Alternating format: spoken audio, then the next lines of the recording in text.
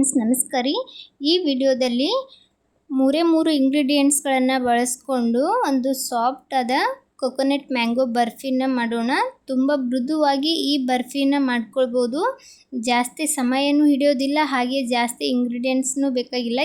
ಕೆಲವು ಇಂಗ್ರೀಡಿಯೆಂಟ್ಸಿಂದ ಒಂದು super soft ಆಗಿರುವಂಥ ಈ ಬರ್ಫಿನ ಮಾಡ್ಕೊಳ್ಬೋದು. ಇವಾಗ ಈ ಬರ್ಫಿನ ಹೇಗೆ ಮಾಡೋದಂತ ಹೇಳಿ ನೋಡೋಣ. ಅದಕ್ಕಿಂತ ಮುಂಚೆ ಯಾರೆಲ್ಲ ನನ್ನ ಚಾನಲ್ಗೆ ಸಬ್ಸ್ಕ್ರೈಬ್ ಆಗಿಲ್ಲ, ದಯವಿಟ್ಟು ಚಾನಲ್ನ ಸಬ್ಸ್ಕ್ರೈಬ್ ಮಾಡಿಕೊಂಡು ವಿಡಿಯೋ ನೋಡಿ.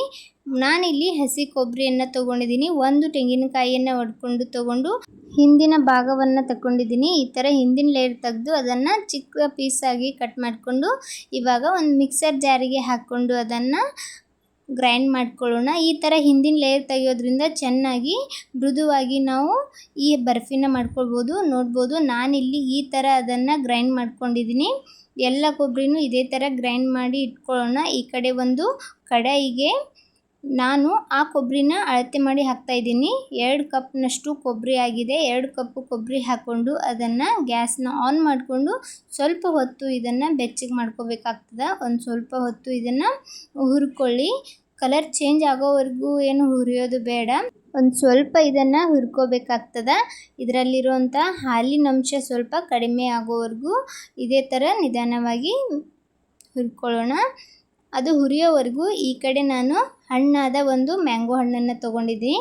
ಆ ಮ್ಯಾಂಗೋ ಹಣ್ಣನ್ನು ತೊಗೊಂಡು ಅದನ್ನು ಚೆನ್ನಾಗಿ ವಾಶ್ ಮಾಡಿ ನಾನು ಕಟ್ ಮಾಡಿ ಅದರ ಪಲ್ಪನ್ನು ತೆಗೆದುಕೊಳ್ತೀನಿ. ಈ ಥರ ಸುಮ್ಮನೆ ಸ್ಟೈಲಾಗಿ ಕಟ್ ಮಾಡಿದ್ದು ಅದರೊಳಗಿರೋ ಪಲ್ಪನ್ನು ತೆಗೆಯೋದಕ್ಕೋಸ್ಕರ ಒಂದು ಮಿಕ್ಸರ್ ಜಾರಿಗೆ ಅದರಲ್ಲಿರೋ ಪಲ್ಪನ್ನು ತೆಗೆದು ಹಾಕ್ಕೊಳ್ಳೋಣ. ನಾನಿಲ್ಲಿ ಒಂದು ಮಾವಿನ ಹಣ್ಣನ್ನು ತೊಗೊಂಡಿದ್ದೀನಿ, ಒಂದು ತೆಂಗಿನಕಾಯಿ ಹಾಗೆ ಒಂದು ಮಾವಿನಕಾಯಿ ತೊಗೊಂಡು ಇವಾಗ ಅದರ ಪಲ್ಪೆಲ್ಲ ಒಂದು ಮಿಕ್ಸರ್ ಜಾರಿಗೆ ಹಾಕ್ಕೊಂಡು ಅದಕ್ಕೇ ಒಂದು ಅರ್ಧ ಕಪ್ನಷ್ಟು ಸಕ್ಕರೆ ಹಾಕ್ಕೊಂಡಿದ್ದೀನಿ. ಮಾವಿನ ಹಣ್ಣು ರುಚಿ ನೋಡಿಕೊಂಡು ಸಕ್ಕರೆನ ಬಳಸ್ಕೊಳ್ಳಿ. ಮಾವಿನ ಹಣ್ಣು ಜಾಸ್ತಿ ರುಚಿ ಇದ್ದರೆ ಕಡಿಮೆ ಸಕ್ಕರೆ ಹಾಕ್ಕೊಳ್ಬೋದು.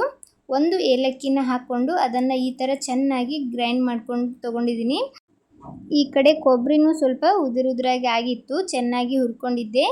ಅದಕ್ಕೇ 1 ಬಟ್ಲು ಆಗುವಷ್ಟು ಮ್ಯಾಂಗೋ ಪಲ್ಪನ್ನು ಹಾಕ್ಕೊಂಡು ಅದನ್ನು ಚೆನ್ನಾಗಿ ಮಿಕ್ಸ್ ಮಾಡ್ಕೊಳ್ಳೋಣ. ಗ್ಯಾಸನ್ನು ಮೀಡಿಯಮ್ ಫ್ಲೇಮಲ್ಲಿ ಇಟ್ಕೊಂಡು ಇದನ್ನು ಚೆನ್ನಾಗಿ ಮಿಕ್ಸ್ ಮಾಡ್ತಾ ಇನ್ನೊಂದು ಸ್ವಲ್ಪ ಹೊತ್ತು ಇದನ್ನು ಬೇಯಿಸ್ಕೋಬೇಕಾಗ್ತದೆ. ನೋಡ್ಬೋದು ಕಲರೆಲ್ಲ ಎಷ್ಟು ಚೆನ್ನಾಗಿ ಬಂದದಂತ ಹೇಳಿ. Natural colour. ಇಲ್ಲಿ ನಾನು ಯಾವುದೇ ಫುಡ್ ಕಲರ್ ಆಗಲಿ ಕೇಸರಿ ಹಾಲಾಗಲಿ ಯಾವುದೂ ಹಾಕ್ಕೊಂಡಿಲ್ಲ. ಇವಾಗ ಇದು ಚೆನ್ನಾಗಿ ಮಿಕ್ಸ್ ಮಾಡಿಕೊಂಡು ನಂತರ ಇದಕ್ಕೇ ಒಂದು 4-5 ಚಮಚದಷ್ಟು ಹಾಲಿನ ಪುಡಿಯನ್ನು ಸೇರಿಸ್ಕೊಂಡಿದ್ದೀನಿ. ಈ ಥರ ಹಾಲಿನ ಪುಡಿ ಹಾಕೋದ್ರಿಂದ ಇದರ ಸ್ಟ್ರಕ್ಚರ್ ಕೂಡ ಚೆನ್ನಾಗಿ ಬರ್ತದೆ.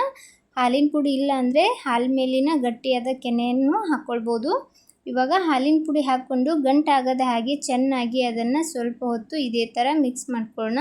ಹಾಲಿನ ಪುಡಿ ಗಂಟಾಗಿಬಿಡ್ತದೆ, ಆದಷ್ಟು ಚೆನ್ನಾಗಿ ಮಿಕ್ಸ್ ಮಾಡ್ಕೊಳ್ಳಿ. ಹಾಕಿದ ತಕ್ಷಣ ಇವಾಗ ಇದನ್ನು ಇದೇ ಥರ ಚೆನ್ನಾಗಿ ಮಿಕ್ಸ್ ಮಾಡ್ತಾ ಬೇಯಿಸ್ಕೊಳ್ಳೋಣ.